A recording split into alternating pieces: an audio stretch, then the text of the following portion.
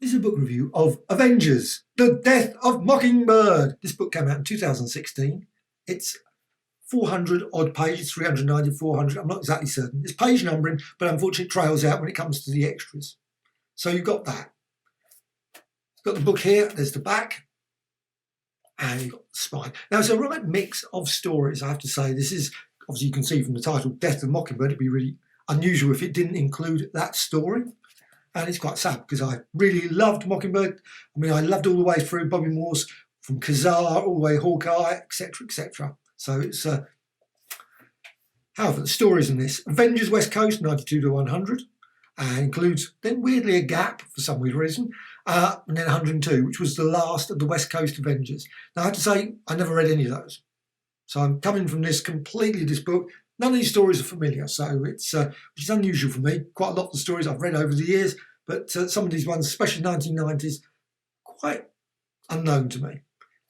Spider-Woman 1 to 4, didn't read those either, so that's the 1993 ones. And Marvel Comics presents 1988, 143 to 144. So you've got Roy Thomas, Dan Thomas, Dave Ross, Jim Novak, Dan Abnett, and Dave Ross. There's a lot. So on the back it's got a list of all the various people there. Now, don't know, yeah, that's always good to actually show. There's the listing, obviously, all the letterers, colourists, all the people that make this wonderful book, and that's the key thing. I always think, to me, colouring, lettering is key to book, as obviously the artwork is as well. But there's all the people there. So I'm just going to quickly run through this book. This book is all over the place in terms of stories. Doesn't really, there's nothing, if you think it's just going to be about Mockingbird, the death of Mockingbird, no it isn't. There's a lot of other stories. So you've got Goliath versus Goliath, you've got, obviously, that was Power Man, you've also got Dark Hawk, War Machine, you've got Claw, Lethal Legion, you've got the Wackos, you've got Mephisto, Satanish, you've also got Mockingbird's death, of course, you've also got Origin of Julia, Spider-Woman, Carpenter, as well as the Scarlet Witch in solo action, plus Hawkeye in solo action, US Agent, and so on and so on. There's a lot of different stories in this, so I'm just going to quickly run through this. Now, the artwork of the 90s and 80s, that period, I wasn't too keen on, I must admit. The stories are great.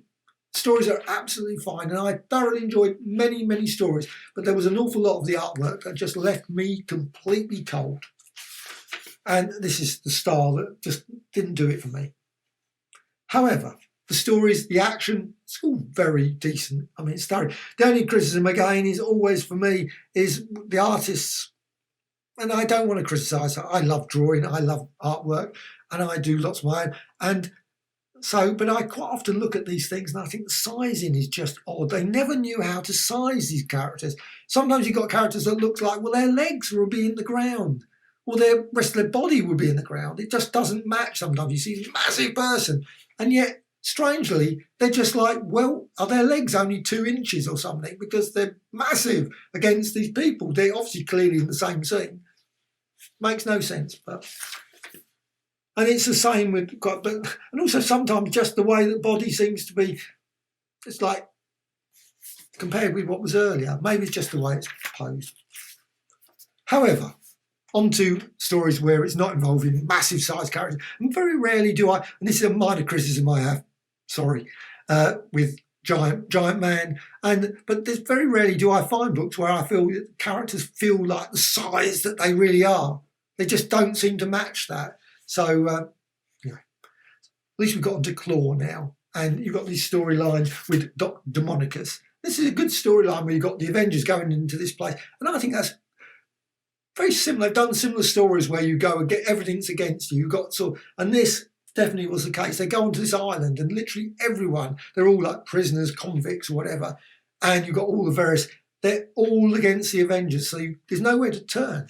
Especially for some of the characters, obviously, who've just haven't got superpowers, particularly, well, beyond, obviously, you've got US Agent, he's pretty good. I mean, there's nothing wrong with his powers, but he is not ability to sort of handle himself against an entire island, sort of. So it's quite a good little storyline there. And this is the thing that sort of bugs me occasionally with the covers. I'm not a fan of these sort of covers where it's just basically a pin-up. That's, to me, is a pin-up page. And that's one thing they just don't do enough of, I think, Marvel. It'd be lovely to see pin-up pages and things of the things, but not on the covers so much. I just never felt However, the Dr. Demonicus story actually goes for quite a bit of this book. So it's about 90 pages. So that would have actually probably been better called it Dr. Demonicus, the book. However, once you actually are going to get past that point, and again, you've got the same problems with old Goliath, changing size all over the place. You've got the Infinity Crusade crossover. Now, unfortunately, I don't know why they added this story other than the fact that obviously it's sort of in between of the other ones. But unfortunately, it doesn't finish. So you've got the Infinity Crusade, and then, well, obviously you have to go off and get the omnibus. So it's a bit of a pity that some of the characters vanish. Well, what happens to them? Who knows? Other than if you have to go and get the omnibus. Then you've got this group, the Power Platoon, Quasar, obviously. This again a story that was obviously earlier, and they've got Power Platoon. And they've got various powers like Cyclops. They've got Super Strong. They've even Reed Richards like character, or Plastic Man character in this as well. So poor old Mockingbird and Goliath has some problems. Yeah, and obviously you've got this cop, obviously, who's defending against these super villains, and he doesn't come out particularly well from this. But luckily, some of the other characters turn up. Well, on to the next story, which is the story really Death of Mockingbird. And you've got Satanish. Now, the Avengers have to go and rescue one of their own. And they have to go into Satanish's realm. And of course, at that time, they have to go through other realms. And of course, there's some interesting things we like with Mephisto. That's quite a good storyline. Also, the reason, and also another great bit with this storyline, you've got these characters who are actually the souls of a variety of different evil characters throughout history. Yeah, that's quite an unusual bit as well. There's a certain point where you actually see the characters, so you actually see them in their original form. But of course, it's mentioned who they are throughout the book. I'm not going to say who, so it'd be a surprise. However, with the Mephisto story, that is the sad thing, because you've got poor old Mockingbird, and I'm not giving any spoilers away. I think that's, unless of course in these books, they're just making it up. Death of Mockingbird. I think Mockingbird character should have gone on, but of course that's in comic books. Occasionally you do have to have characters that sadly die in the story. And you've got this lovely solo story here, obviously with Mockingbird, and you've got Hawkeye. And then you go on to the US Agent, dramatic thing. I really quite like that one. Actually, that's a good story, the Hawkeye one. And then you also got a War Machine one, which is slightly odd. One of the reasons why I just never liked a lot of that sort of period of artwork thing. It's a lot of these dramatic poses with people standing in real sort of folding their arms kind of stuff. I don't know, maybe they didn't. But whenever I ever see that period of artwork, there's always that sort of like posing that always really bugged me, in terms of I just never ever felt an emotional attachment to the characters in this period. However, as I said, this book is a lot mixed all over the place, because you've got Spider-Woman. Why? Why is it? I would have thought in many ways it would have been really nice to have had her own collection, a Spider-Woman collection. Actually, I thoroughly enjoyed the stories. The stories were very good. And you've got a little, obviously, blurb. It's about the only, would have been nice in introduction, but they've got the, weirdly, they've stuck it here. Obviously, a bit of information about the West Coast. It says here, West Coast Avengers 101 was part of the Avengers X-Men Blood Ties crossover. Again, why not include it? They included the Infinity Crusade, so it might as well put everything, just have the whole thing. But hopefully an epic collection will come out. But this is a good story. It is quite a nice little finding out. Because the thing is, for me, Jessica Drew is Spider-Man. So this was nice to actually have a little bit of background detail. And you see her parents, obviously her child there, Rach. And then it's 4 pages. I think it was 4. Yes, it was 4. 1 to 4. And you've got the whole story here. So that's quite a nice little... oh, yeah. We decided the code name will be Spider-Woman. It did belong to someone else, but she's history. Hang on. Spider-Woman's still going now, isn't she? As far as maybe I'm not. Who knows? I get with some of these characters, unless you follow it completely, all the various things, I get to the point I don't know anymore. But you go all the way through to, and you've got some good villains here. You've got actually some Death Web. Death Web, what a great name. Death Web. It's all pretty great action all the way through. And then you have this really unusual and actually quite decent, and by Charles Adlard, of course, Walking Dead, and love that.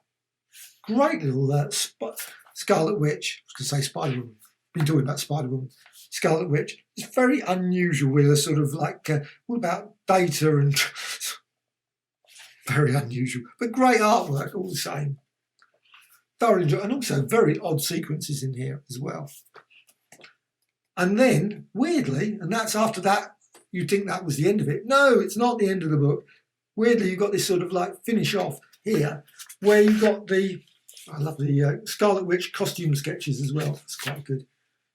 You've got Avengers West Coast Terminated 102. So they finish off with the final story, which I suppose is good. They actually put it here, right at the end, and you've got this dramatic, obviously, Vision. But there's quite a lot of conflict because you've got Vision turn around and say, Avengers West Coast, finished! And you think, Well, I suppose in many ways it is good to round a series off, because sometimes you have lots of these sort of teams or whatever, or certain things, and then the story, you think, did the story ever finish? And of course, sometimes they probably finish off in like Hulk or something. They get rounded off in some other completely different title. At least they did get terminated in this one. That's something good. At least it's finished in the proper place. And you've got this lovely conflict between obviously Scarlet Witch and Vision, as well as, of course, the US Agent and Captain America. And also Iron Man and War Machine. There's a lot of obviously conflict between the two teams. And to be fair, not the Avengers have not exactly been brilliant in terms of how they squabble and what's the name between themselves. All these teams always have squabbling. They're never happy. There's never a sort of like smooth sort of storyline. They're always virtually on a point of Avengers are finished kind of storyline. You've got Cersei there as well. And then, so it's nicely rounded. So, and I loved a bit at the end, and I'm not going to spoil the end. There's a real nice ending for that issue 102. And it has got some extras at the back, which is quite nice. Not vast amount. Now, I would have liked to actually, would have been even nicer, would have been a one story of Force Works. That would have been really nice. I've not read any Force Works. Now, I was looking at the collection of Force Works and reading the reviews, and I was thinking, I'm not certain if I should buy it or not. So I'm tempted about that one. Maybe follow it up and think. It's why they didn't call it Avengers something else. Force Works, completely sort of different. There's probably a reason. So you've got this sort of all the bits of information about the various characters that are involved. They did have quite a churn because it's actually got a lovely bit at the end, and here's a great little. This is the thing when I've come across the stories, because like I say, I haven't really read these. So when you come across it, you see all the different characters that have been in it. But the Avengers were always changing. I don't think there was ever a moment. Of course, you've got Mockingbird there and Hawkeye, etc., early ones. And then, of course, by the end, you've even got the Human Torch in the storyline. I love the Human Torch character. So that's really good. Machine Man as well. I mean, they're really living like lightning. Get his name right. And then you finish off with some little pages there. And I've just also got that as well. Another one of these books that I should have bought for, well, obviously Mockingbird as well. The Avenging Archer. So I thoroughly enjoyed this. It was a very weird, all over the place collection, I have to say. But I did enjoy it. And that's the key thing. Just good stories. Artwork, up, down, all over the place as far as I'm concerned. But it's still, like I say, the Spider-Woman, I must, we'll check out more about the Spider-Woman character, because like I say, I do not know. It'd be nice if there's another collection, maybe, that I must investigate. So, Death of Mockingbird. Thoroughly recommended.